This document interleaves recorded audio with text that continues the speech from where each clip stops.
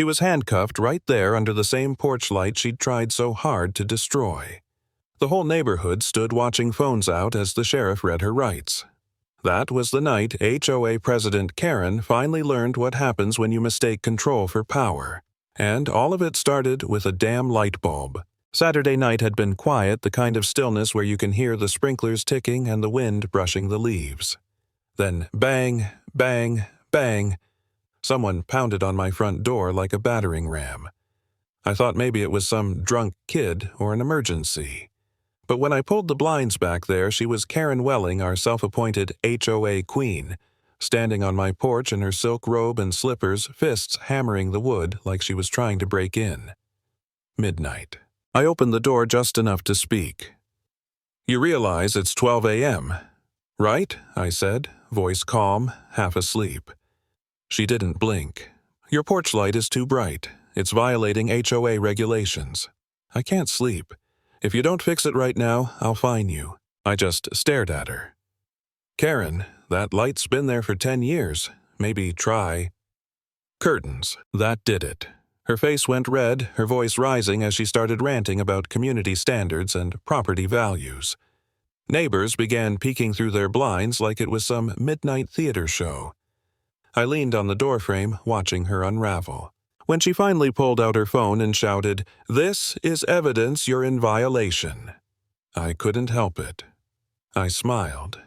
"Karen," I said softly, "why don't we let the sheriff decide?" Her expression cracked. "You wouldn't." "Oh, I would." 20 minutes later, a sheriff's SUV rolled down our streetlights off quiet. When the deputy stepped out, the first thing he saw was Karen still screaming on my porch. "Which one of you called?" he asked. I raised a hand. "That'd be me. She's been pounding on my door for 20 minutes. Karen turned on him. "Officer, he's violating HOA lighting rules. It's disturbing my sleep." The deputy blinked unimpressed. "Ma'am, porch lights aren't illegal. But banging on doors at midnight, that's disorderly conduct. Go home." The gasp she let out could have powered the grid. The neighborhood chuckled. She stormed off, robe flapping behind her, and I shut the door with a grin. But I knew it wasn't over.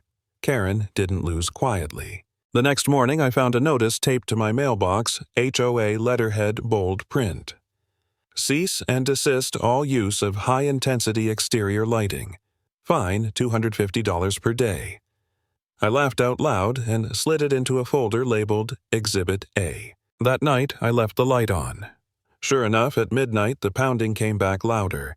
She stood there again, hair wild, clutching a clipboard like a weapon. "You enjoy harassment," she barked. "You're in violation. I'll have a lien placed on your property." "Over a light bulb," I said. "You're going to foreclose on me over that." Her voice climbed another octave. People came out again, phones out. She screamed, "Stop recording." This is an official HOA matter, which only made them record more. 10 minutes later, the same deputy arrived. "Ma'am, we talked last night. You want to spend the night in county lockup?" She turned pale. "But he's violating." Property values drop when people bang on doors, not because of porch lights. He cut her off. "Go home. Last warning." The crowd snickered. Someone clapped. Karen stomped off again, muttering. The deputy asked me if I wanted to press charges. I said, "Not yet. She's digging her own grave." And oh, she did. The next day, I came home to find my light bulb gone. Just an empty socket. I checked my camera, and there she was, marching across the street with a ladder, climbing up, unscrewing the bulb, and pocketing it like she'd captured a trophy. I posted the footage in our neighborhood chat. Within minutes, the comments flooded in. Memes, GIFs. Someone even edited slow-motion music over it. Karen showed up an hour later, red-faced. "You had no right to post that." "That was enforcement. That was theft, Karen," I said. "Want me to show the sheriff?" For once, she went silent and backed away. But I knew better. Bullies don't stop, they escalate. A few nights later, she snuck over again and taped black paper over my light. I let her finish, then uploaded that video too, titled it The Midnight Mummy. The comments section went feral. One guy even added Mission Impossible music. The next afternoon, another official notice showed up to $500 in cumulative fines. I called my lawyer friend. He laughed. "That's extortion, Ethan. Let her keep going. And she did. That night, I heard engines. When I stepped outside, Karen was rolling a portable generator across the street, flanked by 2 exhausted HOA members. "You want to blind us? Fine, 2 can play that game," she shouted, plugging in industrial flood lamps and aiming them straight at my house.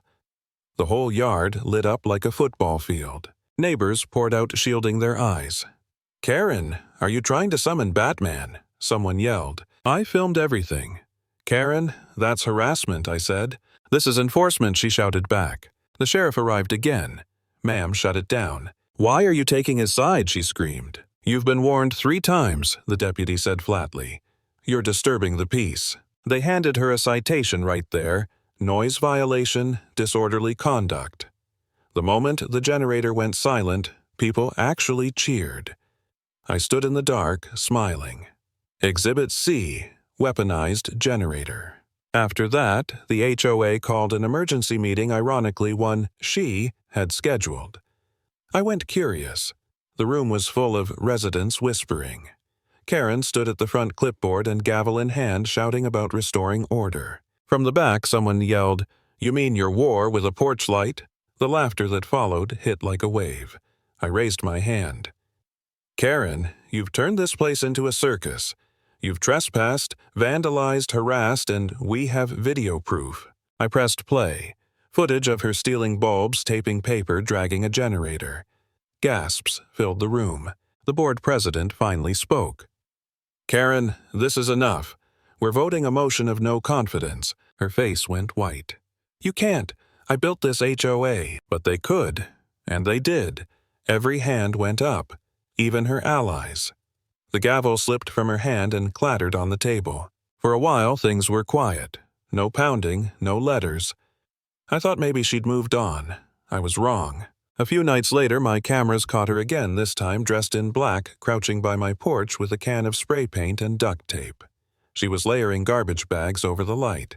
When the sheriff's headlights hit her, she froze mid-spray like a deer in the beam.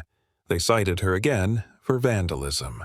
The next morning, the footage went viral in our chat, Karen versus the light dawn of justice. Days later, she tried something new, a fake legal letter accusing me of psychological assault by illumination, demanding $50,000.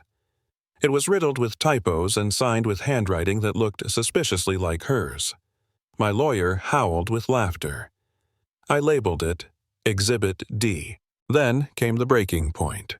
She showed up at night with a fake security guard, a big guy in a knockoff uniform. "This is official security enforcement," she yelled. "Turn off that light or face fines." I nearly choked laughing. I called the sheriff. When they arrived, they confiscated the guy's badge and told Karen impersonating law enforcement is a felony. They cuffed her right there under my porch light as the whole neighborhood recorded. Someone yelled, "Lights out, Karen," but she wasn't done. 3 nights later, my camera pinged again. There she was, back, hammer in one hand, jar of nails in the other, creeping toward my truck. I called 911. By the time deputies arrived, she'd lifted the jar to smash it. They caught her mid-swing. Cuffed again this time for violating a restraining order, vandalism, and trespassing. At that point, the DA got involved. The case built itself, months of footage, sheriff reports, witness statements. When we went to court, Karen strutted in with a pile of blurry photos and crumpled HOA bylaws. She ranted about weaponized illumination and conspiracies. The judge skimmed my binder, looked up and said, "Ma'am, these videos show you committing harassment. Case dismissed.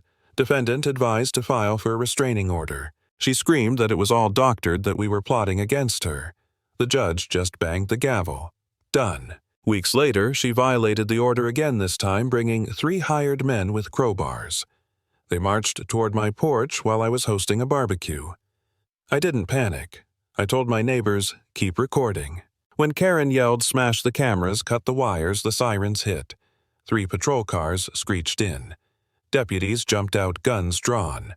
The men dropped everything. Karen froze. They read the restraining order out loud, handcuffed her on the spot. She thrashed, shouting, "You don't understand. He ruined my authority." I was the president. The whole neighborhood watched in silence. The deputies shoved her into the back seat and the door slammed shut. That was it, the end of her reign. Later, the news picked it up. HOA president arrested after porch light feud. Spirals out of control. Karen became an internet meme, a cautionary tale. She eventually pled guilty, 6 months in county jail probation, mandatory counseling. And me, I left that porch light on, every night. Not as revenge, but as a reminder. Because sometimes the brightest light doesn't just chase away the dark, it burns the queen right off her throne.